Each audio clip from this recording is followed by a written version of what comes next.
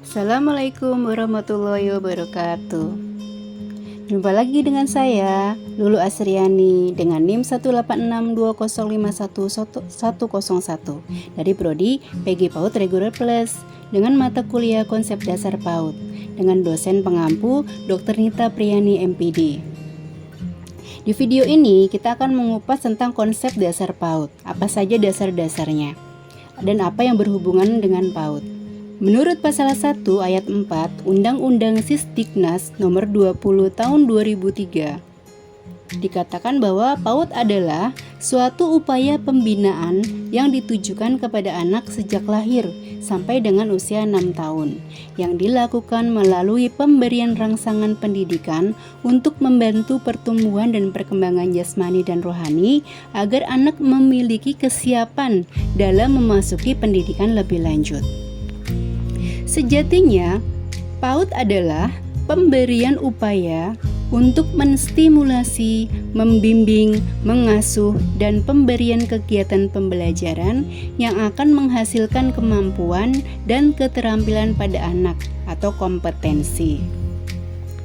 Undang-Undang Sisdiknas nomor 20 tahun 2003 mengatakan bahwa pendidikan anak usia dini diselenggarakan sebelum jenjang pendidikan dasar. PAUD diselenggarakan 3 jalur, yaitu formal, non-formal, dan informal. PAUD jalur pendidikan formal berbentuk TK, RA, atau bentuk lain yang sederajat. PAUD jalur pendidikan non-formal berbentuk kelompok bermain, taman penitipan anak, bentuk lain yang sederajat juga. PAUD jalur pendidikan informal berbentuk pendidikan keluarga atau pendidikan yang diselenggarakan oleh lingkungan. Adapun tujuan PAUD yaitu 1. Kesiapan anak memasuki pendidikan lebih lanjut. 2. Mengurangi angka mengulang kelas atau repeater. 3. Mengurangi angka putus sekolah atau drop out. 4. Mempercepat pencapaian wajib belajar. 5. Meningkatkan mutu pendidikan. 6. Mengurangi angka buta huruf muda. 7. Memperbaiki derajat kesehatan dan gizi anak usia dini. 8. Meningkatkan indeks pembangunan manusia atau IPM. Sekarang kita beralih kepada landasan filosofi tentang pendidikan anak usia dini dari beberapa ahli, yaitu yang pertama Pestalozzi tahun 1746 sampai 1827. Pestalozzi mengatakan bahwa anak pada dasarnya memiliki pembawaan yang baik. Masing-masing tahap pertumbuhan dan perkembangan seorang individu haruslah tercapai dengan sukses sebelum berlanjut pada tahap berikutnya. Segala bentuk pendidikan adalah berdasarkan pengaruh panca indera, dan melalui pengalaman-pengalaman tersebut, potensi-potensi yang dimiliki oleh seorang individu dapat dikembangkan. Tujuan pendidikan ialah memimpin anak menjadi orang yang baik dengan jalan mengembangkan semua daya yang dimiliki oleh anak. Yang kedua, Maria Montessori tahun 1870 sampai 1952. Beliau mengatakan bahwa pentingnya kondisi lingkungan yang bebas dan penuh kasih agar potensi yang dimiliki anak dapat berkembang secara optimal.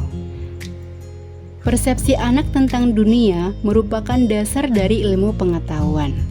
Dalam perkembangan anak terdapat masa peka, suatu masa yang ditandai dengan begitu tertariknya anak terhadap suatu objek atau karakteristik tertentu serta cenderung mengabaikan objek yang lainnya. Pendidikan merupakan aktivitas diri yang mengarah pada pembentukan disiplin pribadi, kemandirian, dan pengarahan diri. Ahli yang ketiga adalah Friedrich Wilhelm August Froebel, tahun 1782 sampai 1852. Froebel mengatakan bahwa anak sebagai individu yang pada kodratnya bersifat baik. Sifat yang buruk timbul karena kurangnya pendidikan atau pengertian yang dimiliki oleh anak tersebut. Masa anak merupakan fase yang sangat fundamental bagi perkembangan individu, karena pada fase inilah terjadinya peluang yang cukup besar untuk pembentukan dan pengembangan pribadi seseorang.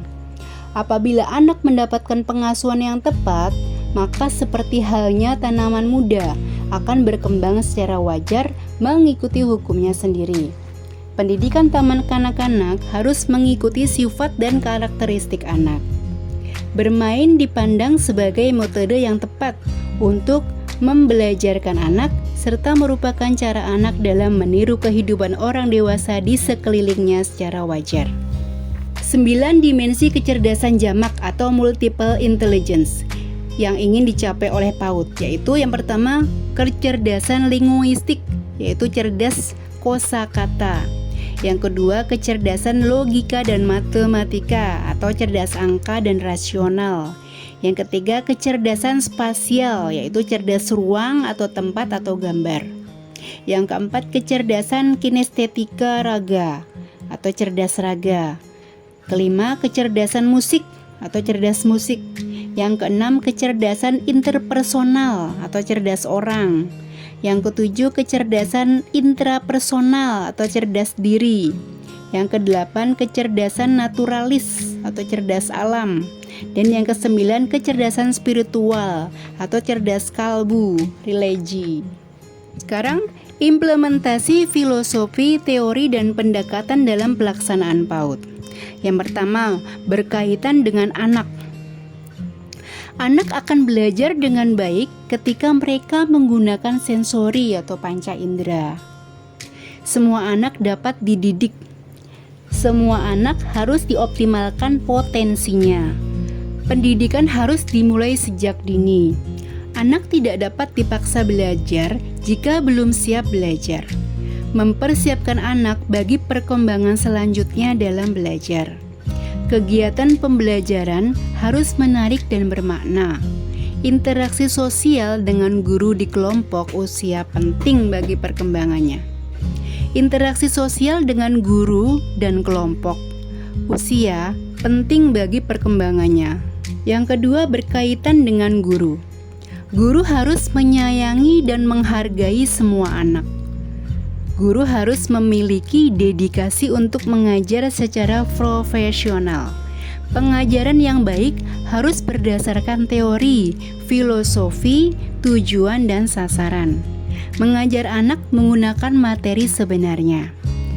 Pengajaran dimulai dari yang konkret sampai abstrak.